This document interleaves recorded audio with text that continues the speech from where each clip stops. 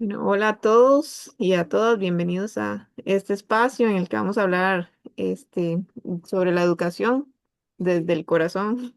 Yo soy Jennifer y hoy queremos compartir con ustedes también una realidad que muchas veces pasa desapercibida, perdón, pero que es fundamental en la formación de nuestros estudiantes.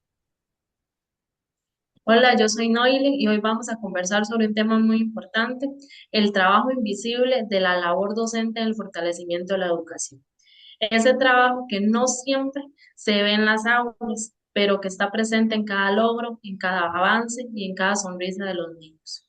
Exactamente, y es ese esfuerzo silencioso que no siempre se mide con notas o en las evaluaciones, pero que deja huellas profundas en la vida de todos los estudiantes y en la sociedad que estamos formando en general. Sí, porque compañera, cuando pensamos en un docente, muchas veces imaginamos únicamente el momento en que, en que estamos, ¿verdad?, frente al grupo dando clases, pero la realidad es que hay muchísimo trabajo previo que no se ve y que muchas personas no lo aprecian. Sí, claro, y bueno, por ejemplo, los planeamientos, ¿verdad? Es como lo básico de lo invisible. Cada clase requiere una preparación cuidadosa. No es solo elegir un tema sin pensar cómo enseñarlo, sino que tenemos que pensar en qué estrategias vamos a utilizar, qué materiales debemos preparar y cómo lograr que todos los estudiantes puedan comprender la información que les vamos a brindar. ¿Sí?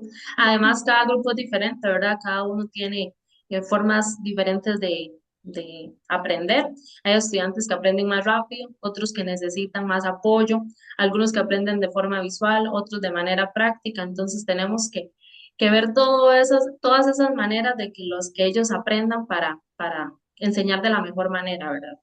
Sí, ahí es bueno donde entra también otra parte importante de nuestro trabajo como docentes, que debemos adaptar y modificar, incluso crear actividades pensando en esas diferencias. Se nos ha hablado mucho sobre el DUA, que son cosas que tenemos que aprender e incorporar en nuestra labor docente y que a veces nos lleva bastante tiempo para poder planificar actividades y nos implica incluso investigar, e innovar y muchas veces incluso a crear recursos desde cero para poder brindar las lecciones, ¿verdad?, de forma adecuada para ellos.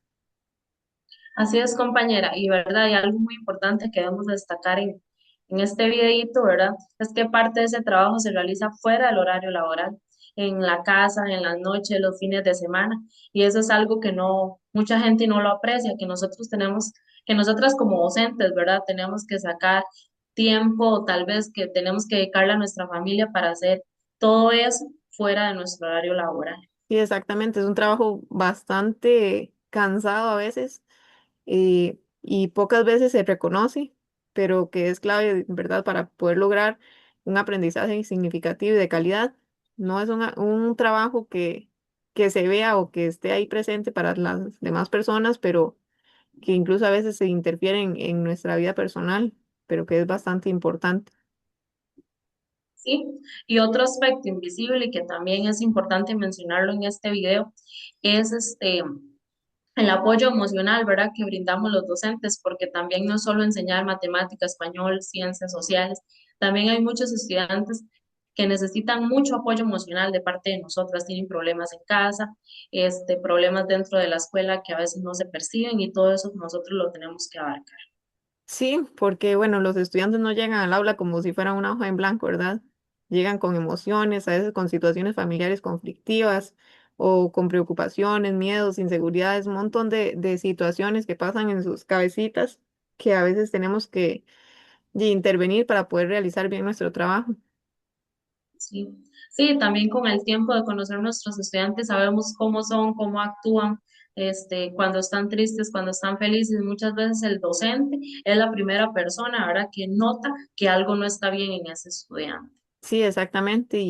Bueno, como docentes también observamos cambios en el comportamiento, qué sé yo, un chiquito que tal vez al principio de año era más sociable, que hablaba más y de un momento a otro empieza a cambiar y está más calladito.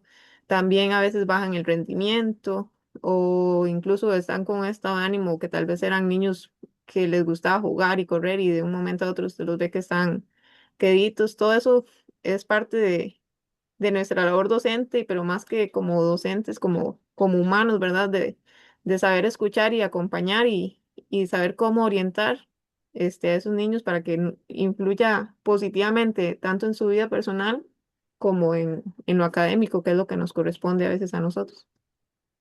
Sí, es correcto, compañera. A veces una palabra de aliento, una sonrisa, un yo creo en usted puede cambiar completamente el día de ese niño, inclusive la vida de un niño.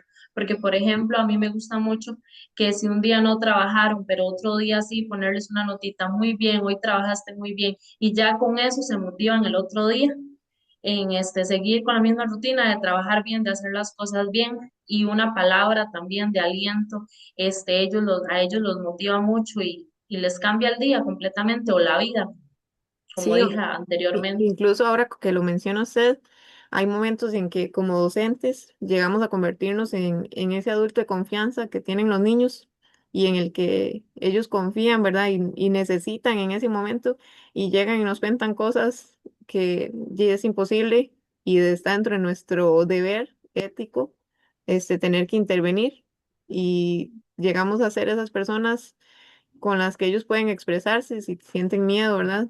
Entonces tenemos que saber cómo llevar a cabo esa labor.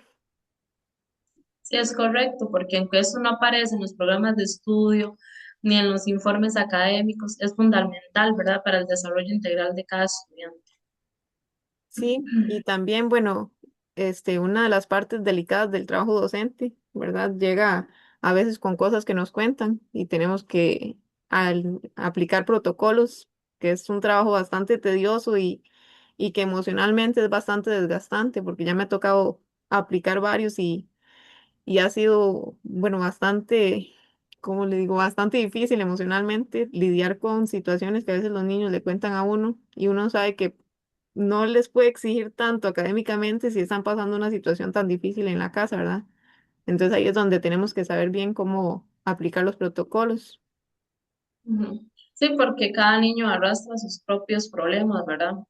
Si los hay, porque todos estos protocolos siempre tenemos que aplicarlos. Si detectamos algún caso de violencia, negligencia, acoso escolar, problemas complejos, inclusive se ve mucho, ¿verdad?, dentro de las aulas el bullying y antes que se hacían solo unas boletas y listo, y ahora tenemos que hacer esos protocolos, por supuesto, que es un trabajo que nos Sí. corresponde. Sí, como docentes debemos estar atentos, saber identificar esas señales y actuar con responsabilidad también. No es solo que notamos algo, ¿verdad? Y lo dejamos pasar, sino que hay que saber cómo proceder correctamente. Por supuesto, porque esto implica documentar lo que ocurre, comunicarlo en las instancias correspondientes, seguir protocolos establecidos por el sistema educativo. Sí, bueno, y es una labor que no es para nada fácil. Muchas veces hay situaciones que como les comenté antes, ¿verdad? Nos impacta emocionalmente como docentes y debemos tratar con realidades difíciles que afectan a los estudiantes también. Sí, y además que se debe actuar con mucha ética, ¿verdad? Confidencialidad, con respeto, depende del tema que sea, siempre tenemos que tener ese respeto, cuidar siempre el bienestar del niño o de la niña. Sí, claro, porque, bueno, es una labor que requiere de mucha sensibilidad, ¿verdad? Saber cómo tratar. También tenemos que estar preparados y tener mucha responsabilidad y que definitivamente forma parte de ese trabajo invisible que hemos venido comentando. Sí, y por supuesto, compañeras, si seguimos, la lista es bastante larga, qué reuniones, qué elaboración de informes, qué evaluaciones, qué capacitaciones, qué atender a los papás, todo ese trabajo que tenemos que hacer y como usted lo dice, es el trabajo invisible de nosotras como docentes. Sí, de hecho, bueno, ahora que está tanto el WhatsApp, incluso a veces se satura el teléfono de mensajes de los papás que quieren que les atendamos dudas. También a veces que hay que dar seguimiento individual a situaciones de los estudiantes. O sea, es una lista, como dice usted, interminable de labores que tenemos que realizar fuera de nuestro horario por lo general, porque a veces no da el tiempo en el aula para poder terminar. A veces apenas terminamos con las clases y ya tenemos que seguir con un montón de cosas más es bastante desgastante y poco valorado en nuestra labor docente lo que hacemos fuera del aula o detrás de, como si fuera el detrás de cámaras, por ejemplo, Sí, de nuestra labor. sí, y también hablemos de que el FEA, que la feria científica, que estar en comités, que hacer las actas de los comités, que actos cívicos, que celebraciones, que proyectos, que cuando hay giras educativas, de verdad. Sí, son demasiadas las cosas que tenemos. Y algo muy importante también es, dentro de nuestra labor también, en la parte académica, la adaptación de contenidos para estudiantes con necesidades educativas especiales, que ahora, bueno, tenemos, creo yo, un crecimiento en la cantidad de estudiantes que tenemos con autismo, con TDAH, y un montón de condiciones que tenemos que atender dentro del grupo y son grupos grandes que a veces se nos complica poder hacerlo y tenemos a veces que agarrar tiempo, como decíamos antes, de nuestra vida personal para poder elaborar un planeamiento que se ajuste y que podamos asegurar que todos tengan la oportunidad de aprender. Sí, sí, eso es correcto. Por ejemplo, les puedo contar de mi caso. El año pasado y este año también los tengo. Tenía como en el mismo horario, por la mañana, a cuarto y quinto. Aparte, tenía una adecuación significativa en nivel segundo grado inicial y también tenía un niño con síndrome de Down que tiene un nivel cognitivo de 2 años y tiene 10 años, pero tenía el nivel cognitivo de 2 y una niña con parálisis cerebral con nivel cognitivo de 6 años, igual la niña tenía 10 años.